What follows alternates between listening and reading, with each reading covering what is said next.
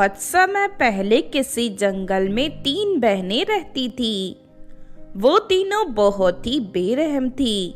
हमेशा आसपास के इलाके में रहने वाले लोगों को मारकर उनका मांस खाया करती थी। इसी तरह एक दिन वो तीनों चुड़ैलें अपने शिकार की तलाश में भटक रही थी। तभी उन्हें एक औरत अपने 2 बेटों के साथ दिखाई देती है। उस औरत को देख तीनों बहनें खुश हो जाती हैं। मैं इस औरत के सबसे छोटे वाले बेटे का मुलायम मांस खाऊंगी। मैं इस औरत को मारकर इसका शरीर का सारा खून पी जाऊंगी। मुझे इंसानों का खून पीने में बहुत मजा आता है। तभी तीसरी चुड़ैल हंसते हुए कहती है, इस औरत का बड़ा बेटा शरीर से गोल मटोल है, उसका मांस खाने में मुझे बहुत मजा आएगा। फिर वो तीनों उस औरत उसके दोनों बेटों को घेर लेती हैं। माँ, अचानक ये 3 चुड़ैल कहाँ से आ गई? मुझे बहुत डर लग रहा है। चलो माँ, यहाँ से भाग चलते हैं, वरना ये तीनों चुड़ैलें हमें मार देंगी। औरत अपने दोनों बेटों का हाथ पकड़कर वहाँ से भागने लगती है, लेकिन तभी तीनों चुड़ैल बहनें उस पर हमला करके उन्हें जमीन पर गिरा देती हैं। मैं तुम्हारे आगे हाथ जोड़ती हूँ, मेहरबानी करके मुझे और मेरे बच्चों को छोड़ दो। इंसानों का मांस खाकर ही हमारी भूख शांत होती है, भला हम तुम्हें कैसे छोड़ दे? चलो इन्हें अपनी गुफा में ले चलते हैं। उसके बाद वो तीनों चुड़ैलें उस औरत और उसके दोनों बेटों को घसीटते हुए एक अंधेरी गुफा में ले जाती हैं। फिर रात होते ही तीनों चुड़ैल बहनें उस औरत और उसके बेटों को मार कर खा जाती हैं। इस तरह वो तीनों कभी किसी इंसान पर रहम नहीं करती। फिर एक दिन उस जंगल में साधु महाराज तपस्या करने आते हैं। साधु महाराज को देख तीनों बहनें उन्हें बाहर मार कर खाने का फैसला करती हैं। उसके बाद वो तीनों अपनी नुकीली नाखूनों से साधु महाराज पर हमला कर देती हैं। साधु महाराज तीनों चुड़ैलों से लड़ने की बहुत कोशिश करते हैं, लेकिन आखिरकार वो तीनों चुड़ैलें उन्हें जान से मार देती हैं।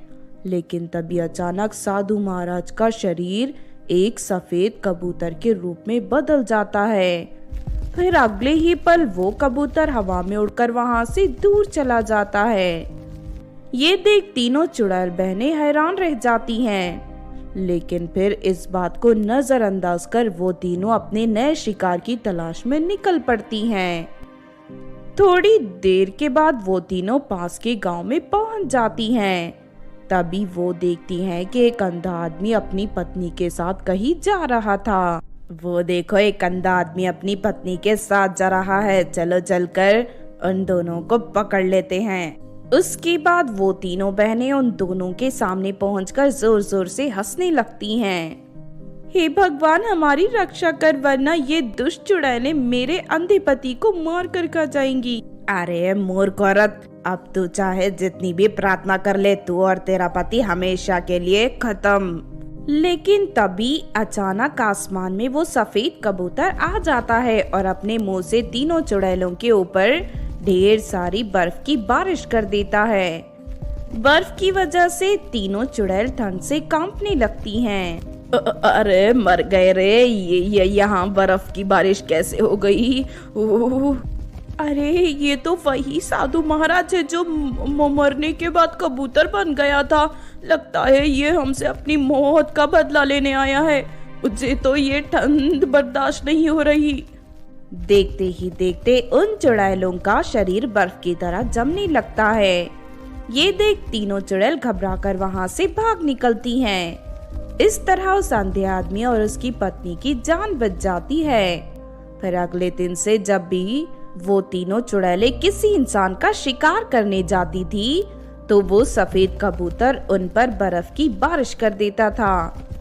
तीनों बहनें ठंड बर्दाश्त ना कर पाने के कारण वापस जंगल में भाग जाती हैं। इस तरह वो सफेद कबूतर तीनों चुड़ैल बहनों का जीना हराम कर देता है।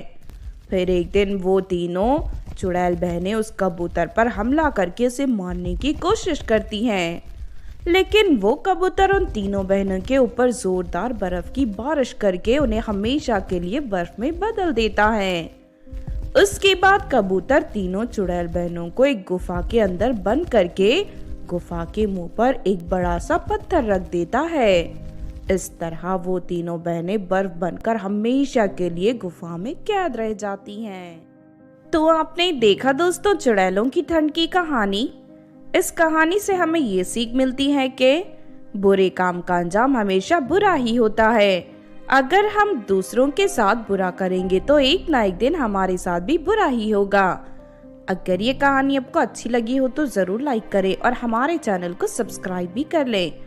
और हाँ दोस्तों, हमें कमेंट करके जरूर बताना कि आपको कहानी कैसी लगी।